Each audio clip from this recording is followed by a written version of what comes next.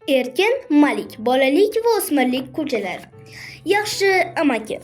Nimaga endi yaxshi amakini eslab turib, cho'ldagi voqealarga o'tib ketdim. Mujg'um opa ham yaxshi amakiga o'xshab meni o'g'il qilib olmoqchi, bir yo'qlarga olib ketmoqchi bo'lardilar-da, shuni aytmoqchi edim. Mujg'um opa meni olib keta olmadilar. Boshlaydiga boshqa tashvishga tushib qoldim. Men yana aychamning qo'liga kelib tushdim. Endi yana yaxshi amaki haqida. Bir kuni u kishi bilan choyxonada nonushta qilib o'tirgan edik. Kalta yo'talib so'ri tagiga qon aralashib turganini ko'rib qoldim. Yaxshi amaki e'tibor qilma degandek menga qaradi-da, o'pkamda oskolka qolib ketgan. O'g'lim har zamonda shunaqa o'zini bildirib turadi. Keyingi kunlarda yog'li narsalarni ko'nglim xushlamay qolgani shundan. Qaymoq ham yog'liydi. Sen menga qaramay olaver. Qorinni to'yg'az. Aychangni bilaman. Juda yaxshi bilaman. O'shanda sizlarnikiga qulab tushgan devorni ko'targani borganimda, u xotinning qanaqaligini bir og'iz so'zdan bilib olganman. Hovlingiz katta ekan, bitta it zarur ekan desam, aychang bitta itimiz bor, boshqasini nima qilaman deb seni ko'rsatgan edi. Shu gapidan keyin ishni chala tashlab ketib borganman.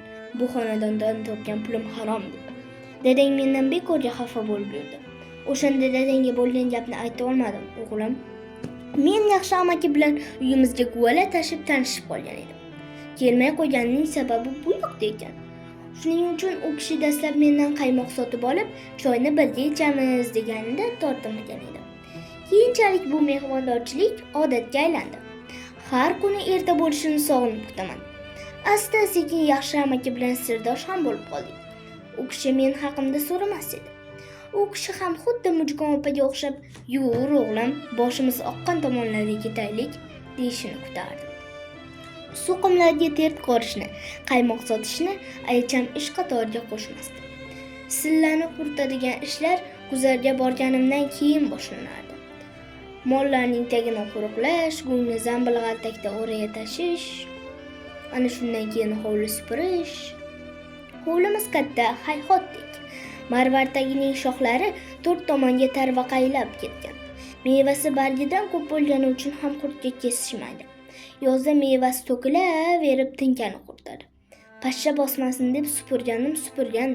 Kuz bo'lsa to bargini sovuq urmaguncha supurib tinmayman. Hovlini supurib bo'lgach sut pishiraman. Sutni aycham bir qoshiq ham qoldirmay qozondan ko'tarib oladi. Tagi qirmoch olsin deb olovni ataylab balandlataman. Cho'g'ni ko'rib aychamning joni chiqadi. Ertaga o'tin qolmasa, o'rniga o'zingni yoqaman, juvon marg deydi. Qirmochni hafsala bilan qirib, sopol kosaga olaman. Shundan keyin qo'limga bir burda kuyik non tegadi.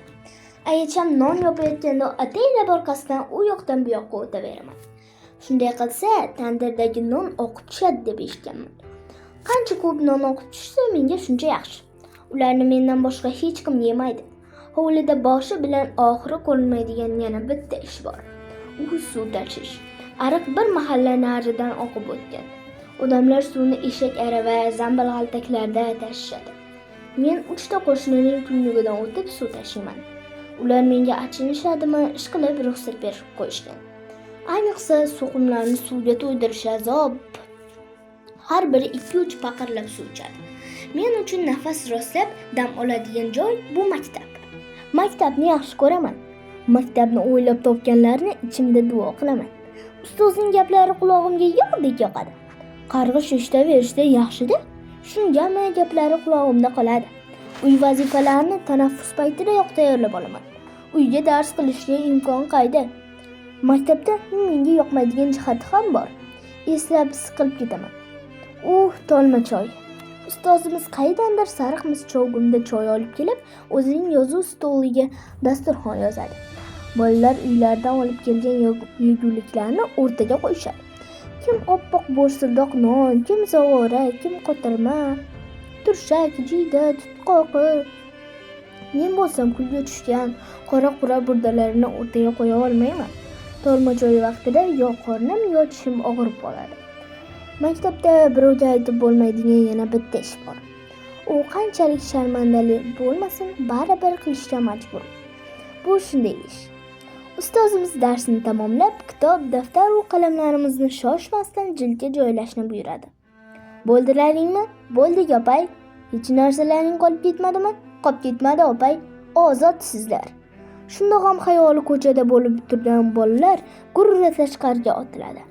Shu paytda men jo'rtaga bir nimani tushirib yuboraman. Uni olish bahonasida oldindagi parta g'aladonlarga tezda qarab olaman. Oldinda Sodiqovga o'xshagan boyvachchalar o'tirishadi. Ular ortib qolgan non burdalarini ataylab tashlab ketishadi. Burdalarni olib jildimga joylayman. Yo'l-yo'lakay topildiq burdalarni yeb nafsimni qondiraman. Uyda meni bir dunyo ish kutib turadi. Ayacham ataylab "Qorning qanaqa?" deb so'rab qo'yadi. "To'qman" desam xursand bo'lib ketadi. Ayachamni har kuni shu yo'l bilan xursand qilgim keladi. Topildiq burdalar bo'lmagan kuni noiloj acha xolanikiga kiraman. Shunda ham kunini zo'rg'a ko'rib o'tirgan kampirning yoniga sherik bo'lishga uyalmayman. Kampir meni ko'rishi bilan shoshib qoladi. Xuddi meni ko'pdan sog'inib kutayotgandek yuz-ko'zlari kulib, "Voy o'rgilay Mirzo bolamdan. Bugun bir bu jonimni ko'ray debdilar-da. Qadamlarga hasanot, chiqsinlar" deb qo'llari bilan uy to'rini ko'rsatadi. Meni katta odam sanab yuqoriga o'tkazmoqchi bo'ladi. Men bo'lsam poygakka cho'k tusha qolaman. Sandal atrofidagi ko'rpachalar qishin-yozin yig'ilmaydi. Mening poygakka cho'kkanimni ko'rib, acha xola astoydil xafa bo'ladi. "Hay, bu nimasi? Yo'q, ayb bo'ladi-ya Mirzo bolam. Joyingizni bilib o'tiring. Ha, yigit kishi o'z o'rnini bilgani yaxshi. Xudoyim erkakni aziz qilib tuproqdan yaratgani sizga aytsam. Xotin kishini etdan, go'shtdan demoqchilar yaratgan.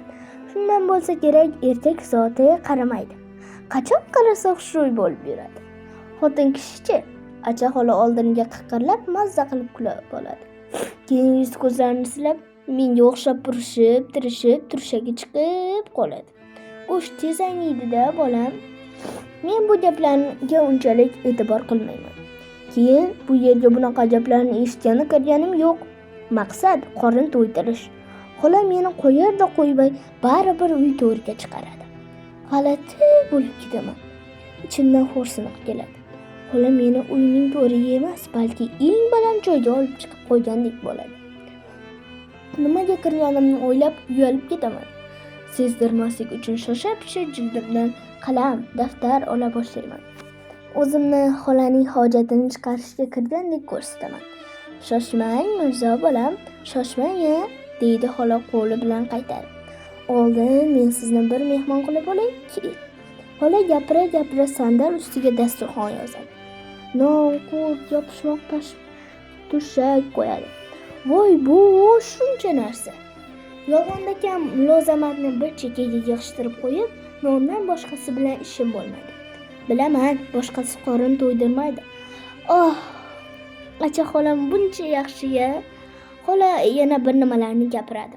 Gaplari qulog'imga kirmaydi. Qornim to'yib, yayrab ketaman.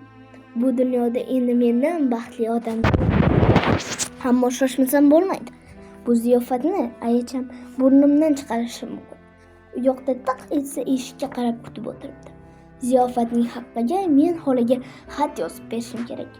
Yozishga o'ng'ayroq bo'lsin deb patnisning orqasini o'giraman. Xola pashmak, qurt, turshaklarni jildimga joylay boshlaydi. Ko'rib ko'rmaslikka olaman. Sinfimizdagi eng xati chiroyli bola menman. Acha xola ustozimizga xat yozishga bitta Mirzo bering deganlarida, qo'shningiz deb meni ko'rsatib yuborgan edilar. Xola har gal xat yozdirganlarida bir xil so'zlarni qaytaradilar. Shunga nima deb yozdirishlari yod bo'lib ketgan. Men ba'zida xatni maktabdayoq yozib kelaman.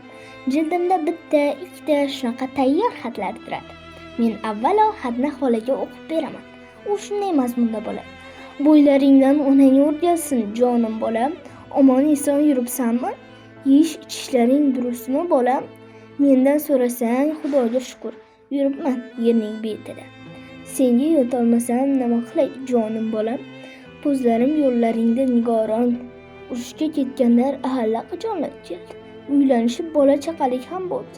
Sen nimaga kelmayapsan? Bo'ying cho'zilgur.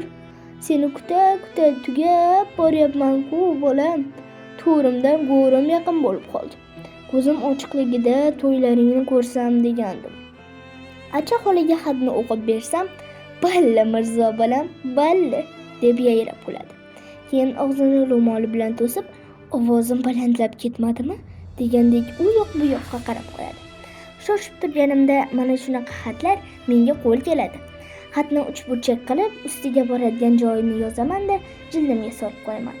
Yo'lim tushganda pochtaxonaga tashlab o'taman. Acha xolaning o'g'liga juda ham ko'p xat yozdim. Son sanoqsiz, lekin bir marta bo'lsa ham xatlarimga javob kelmadi. Buning sababi keyinroq ma'lum bo'ldi.